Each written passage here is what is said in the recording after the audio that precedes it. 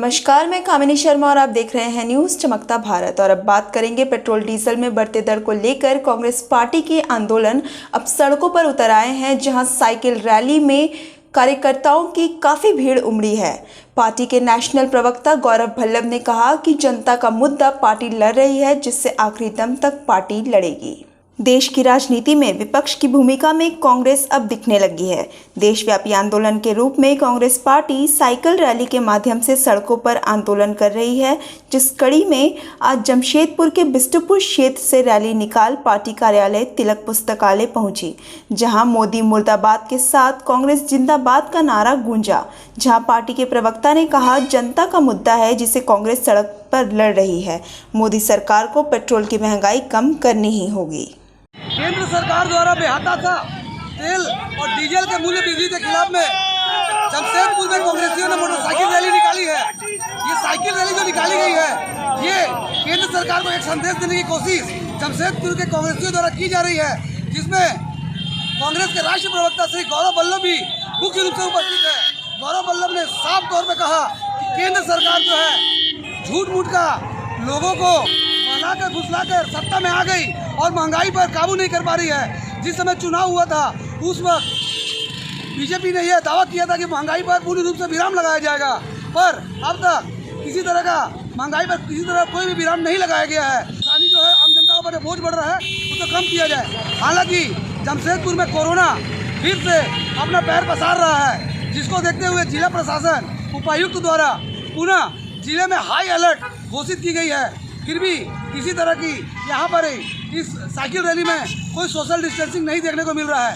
अब देखना यह है कि जिला प्रशासन केवल आम लोगों पर ही हाई अलर्ट करने के बाद केवल मामला दर्ज करती है या इन राजनेताओं पर भी इसके लिए मामला दर्ज किया जाएगा। कैमरा पर्सन मनप्रीत के साथ मैं आशुतोष, चमकता भारत, जमशेदपुर।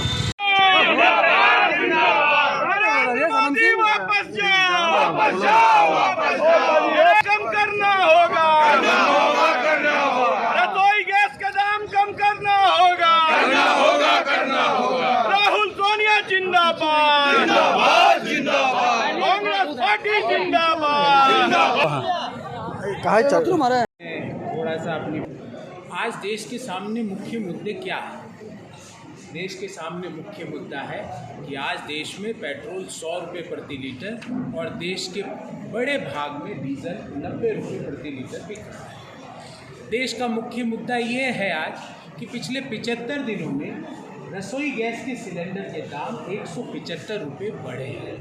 देश का मुख्य मुद्दा ये है कि आज भले ही वो डेप्सांग का एरिया हो, भले ही वो ओगरा घाटी का एरिया हो, भले ही वो हॉट स्प्रिंग का एरिया हो, LAC के हमारे तरफ चीन की सेनाओं ने परमानेंट बंकर, हेलीपैड और स्ट्रक्चर्स बनाए हैं। और प्रधानमंत्री जी जो लाल आंख दिखाने की बात करते थे, आज चीन का नाम तक नहीं लेते। कभी उसका कोई पर्यायवाची बोलते, कभी दूसरा पर्यायवाची बोलते। आज मुख्य मुद्दा ये है कि आज़ाद हिंदुस्तान में पहली बार देश की GDP रिसेशन में गई है।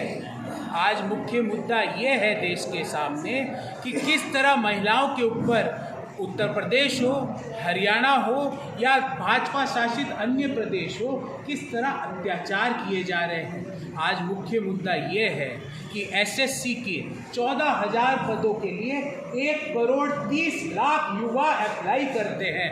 मुख्य मुद्दा ये है कि पियोन की एक वैकेंसी के लिए MBA, PhD, law graduate, MPhil apply करते हैं।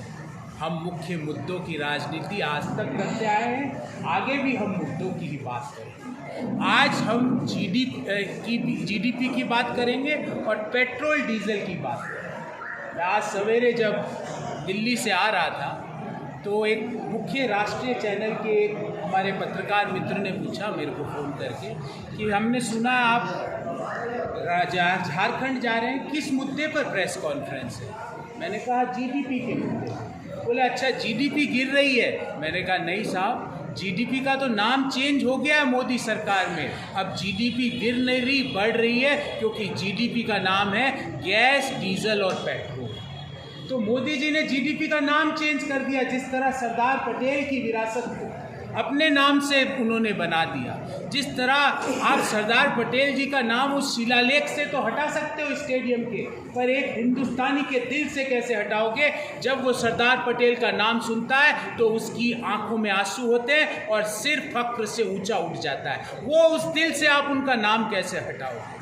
आज पेट्रोल देश के बड़े भूभाग में 100 रुपये प्रति लीटर मिल रहा है, डीजल 90 रुपये प्रति लीटर मिल रहा है, और रसोई गैस, जिसको गैस कहते हैं, पिछले 75 दिन में 175 रुपये एक सिलेंडर के दाम बढ़े हैं। अब सवाल ये उठता है कि ये पेट्रोल और डीजल के दाम बढ़ क्यों रहे हैं? लोग कहेंगे साहब कच्चा तेल भारत तो बाहर से मंगाता है, कच्चे तेल की कीमतें बाहर से बढ़ जाएगी तो हमारी भी बढ़ जाएगी। नहीं, ऐसा बिल्कुल नहीं है, और ये आपको समझना जरूरी है। आज पेट्रोल की प्रति लीटर बेस प्राइस लगभग 32 रुपये है और उसके ऊपर 33 रुपये का एक्साइज ड्यूटी लग रहा है। मतलब ऐसा पदार्थ जिसको एक स्टूडेंट यूज़ करता है, जिसको एक महिला यूज़ करती है अपने ऑफिस जाने के लिए, जिसको एक वेतन, पूर्ववर्ती सरकारें दोषी है, जैसा कि उनका हर समस्या का एक ही उत्तर है। मैं उनसे पूछना चाहता हूँ, जमशेदपुर की धरती पे बैठ के पूछना चाहता हूँ, झारखंड की धरती पर बैठ के पूछना चाहता हूँ कि 2014 में यूपीए 1 और 2 के दौरान जो हमारा इंटरनल एक्सप्लोरेशन था कच्चे तेल का, वो कुल कंजम्पशन का 25% था, वो आज 15% क्यों रह गया? वो इसलिए रह गया क्योंकि देश की एक कंपनी है ONGC, जो कि 63% देश का एक्सप्लोरेशन का काम करती है। आपने ONGC को क्या कहा? सबसे पहले तो कि गुजरात स्टेट पेट्रोलियम कॉरपोरेशन को खरीदो, उसमें उसके सारे रिजर्व खत्म हो गए, उधार लेके उसको GSPC को खरीदना पड़ा। क्यों खरीदना पड़ा? उसकी जांच तो जब हमारी सरकार आएगी देश के सामने आएगा वो भी चिट्ठा। फिर ONGC को जो बजट अलॉट होता है एक्सप्लोरेशन के लिए, 2014 से आज की तुलना करें तो 63% बजट की कमी हुई है ONGC को एक्सप्लोरेशन में। आप ONGC जो कि 63% हिस्सा लेती है इंटरनल कंजम्पशन का, उसको आप पैसा देते नहीं हो, उसका एक्सप्लोरेशन का बजट बढ़ाते नहीं हो। कच्चे तेल की कीमतें कम भी होती है तो आप उसका फ़ायदा मध्यम आय वर्गीय लोगों को, किसानों को देते नहीं हो। कच्चे तेल की कीमतें निम्नतम स्तर पे पहुंचती है, उसका फ़ायदा आप ग्राहकों को देते नहीं हो। आपका और तो और साथियों, एक बहुत ही महत्वपूर्ण इश्यू बताता हूँ। 1 फरवरी को जब बजट आया तो पेट्रोल और डीजल पे माननीय वित्त मंत्री जी ने सेस लगाई। क्यों लगाई वो आप लोगों को समझना जरूरी है, ताकि सेस से जो पैसा कलेक्ट होता है वो स्टेट्स को, स्टेट गवर्नमेंट को बांटने की ज़रूरत नहीं है, वो सीधा केंद्र सरकार की किटी में चले जाता है। वित्त मंत्री जी ने संसद के पटल पे खड़े होकर बोला कि मैंने सेस तो लगाई पर पेट्रोल डीजल के दाम नहीं बढ़ेंगे। और देखिए अभी तो फरवरी का महीना ख़त्म भी नहीं हुआ है, 14 बार से अधिक पेट्रोल और डीजल के दाम इस माह में बढ़ गए। पेट्रोल और डीजल के दाम इस माह में 4 रुपये प्रति लीटर से ज़्यादा बढ़ गए। फिर आप ना कि आपको हमारी बात का विश्वास क्यों नहीं है? अरे आप तो 1 फरवरी को जो संसद के पटल पे खड़े होकर माननीय वित्त मंत्री जी ने बोला, आप उस बात का भी महत्व नहीं रखते हो, तो आप पे विश्वास देश की जनता कैसे करे? इस पटल से हम मांग करते हैं कि तुरंत प्रभाव से एक्साइज ड्यूटी को यूपीए 2 के कार्यकाल में जितनी एक्साइज ड्यूटी थी, अर्थात लगभग 25 से 27 रुपये प्रति लीटर डीजल की एक्साइज ड्यूटी कम करने की ज़रूरत है, और पेट्रोल की लगभग 24 से 25 रुपये। अगर ये एक्साइज ड्यूटी कम हो जाएगी तो स्टेट्स जो वैट लगाते हैं वो ऑटोमेटिकली कम हो जाएगा, क्योंकि स्टेट्स जो वैट लगाते हैं वो base price plus excise duty by government of India plus dealers commission जो टोटल आता है उस पर स्टेट वैट लगाते हैं, वो भी कम हो जाएगा। तो मैं इस पटल से केंद्र सरकार को, हम इस पटल से भारत की बहरी सरकार को ये आग्रह करते हैं कि आम व्यक्तियों की, किसानों की, नौजवानों की, स्टूडेंट्स की, सैलरीड क्लास लोगों की बात को सुनकर तुरंत प्रभाव से एक्साइज ड्यूटी को पेट्रोल और डीजल में घटाएं। 75 दिन में 150। अभी जब पेट्रोल भराने के लिए जब नौजवान अपनी बाइक लेके पेट्रोल पंप जाता है, जिसका नाम आज से हमने रखा है प्रधानमंत्री मोदी टैक्स लूट योजना, तो वहाँ पर जब जाता है तो उसको बात की थी कि हवाई चप्पल वाले को हवाई जहाज़ में बैठाएंगे, आज नौजवान को बाइक से उतार दिया इस सरकार ने। वो जब पेट्रोल भरा के इधर देखता है मोदी जी की मुस्कुराता हुआ चेहरा जब उसको पेट्रोल पंप पे दिखता है, तो उसके लिए हिंदी में एक ही मुहावरा है, जले पर नमक छिड़कना। वही अनुभव भारत के नौजवान को, भारत के सैलरीड क्लास लोगों को, भारत के किसान को होता है जब उसको लगता है कि मुझे ठग लिया गया। साथियों, मैंने शॉर्ट में अपनी बात पूछा और मुझे पता था आप तैयार हो। मेरे पास पूरे देश की सारी स्टेट्स का ब्यौरा है। आपको जान के आश्चर्य होगा हमारे नेबरिंग स्टेट्स कौन कौन से? उड़ीसा, बंगाल, बिहार।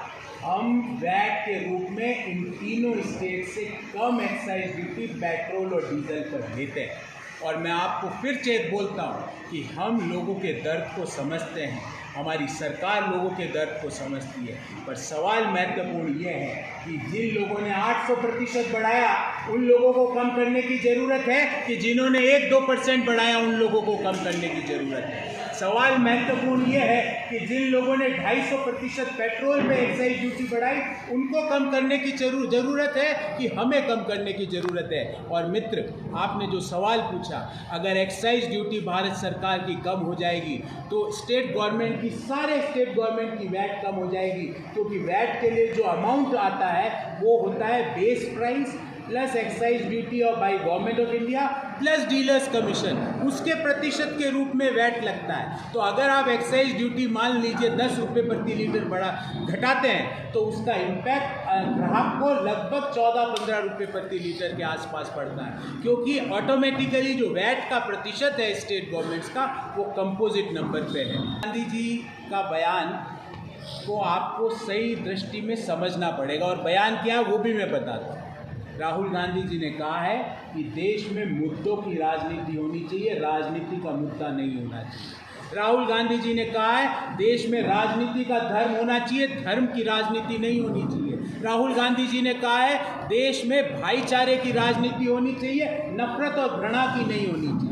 राहुल गांधी जी ने कहा है कि देश का मुख्य मुद्दा है पेट्रोल डीजल की और गैस की बढ़ती कीमतें। मुख्य मुद्दा है चीन जो हमारी भारत माँ की सरजमी पर आज हेलीपैड बना के बैठा है। प्रधानमंत्री जी लाल आँख की बात करते थे, हम कहते हैं आँख में आँख डाल के चीन का नाम तो लीजिए, प्रधानमंत्री जी उसका नाम तक नहीं लेते। मुख्य मुद्दा ये, मुख्य मुद्दा मेरे साथी ये है कि 14,000 SSC की वैकेंसी के लिए 1,30,00,000 युवा अगर एप्लीकेशन भरते हैं तो ये देश के लिए शुभ संकेत नहीं है। मुख्य मुद्दा ये है कि एक 4th क्लास पियोन की वैकेंसी के लिए PhD, post doctoral, MBA, MTech, BTech अगर अप्लाई करते हैं तो इस पे चर्चा होनी चाहिए। मुख्य मुद्दा ये है कि आज आज़ाद हिंदुस्तान में पहली बार हम रिसेशन में आए, उसके बारे में चर्चा होनी चाहिए।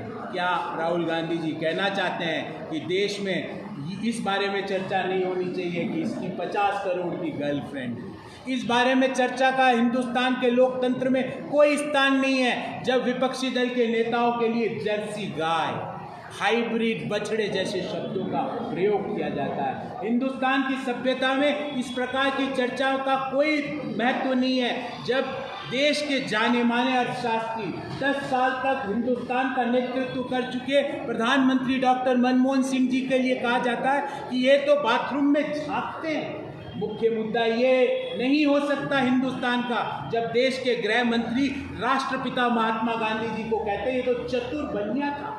ये मुख्य मुद्दा नहीं हो सकता। मुख्य मुद्दा ये है कि आप नाम चेंज करके तो अपना नाम नहीं बढ़ा सकते, आपको अपना नाम की लकीर को खींचना होगा। सरदार पटेल साहब का नाम चेंज करके आप अपने नाम से स्टेडियम रख सकते हो तो सरदार साहब नीचे नहीं होंगे। सरदार साहब का तो देश का हर बच्चा जो इस धरती पे जन्म लेता है वो सरदार साहब का जीवन भर कृतज्ञ रहता है। राहुल जी का ये कहना था, राहुल जी का कहना था कि मुद्दों की राजनीति की ज़रूरत है, राजनीति के मुद्दे की ज़रूरत नहीं है। और बीजेपी ने क्या किया? बीजेपी ने दक्षिण और उत्तर, नॉर्थ और साउथ डिवाइड का टूल किट जारी कर दिया। ये टूल किट जारी करने से बचे।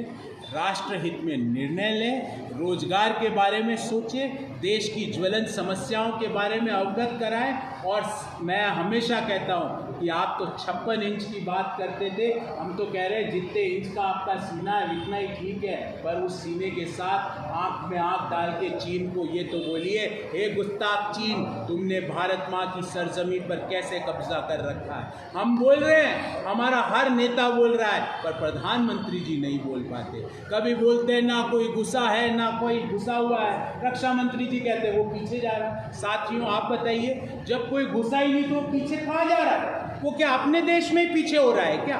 मुख्य मुद्दे ये है, राहुल गांधी जी ने किस तरह अपनी बात को करने का बात कही थी।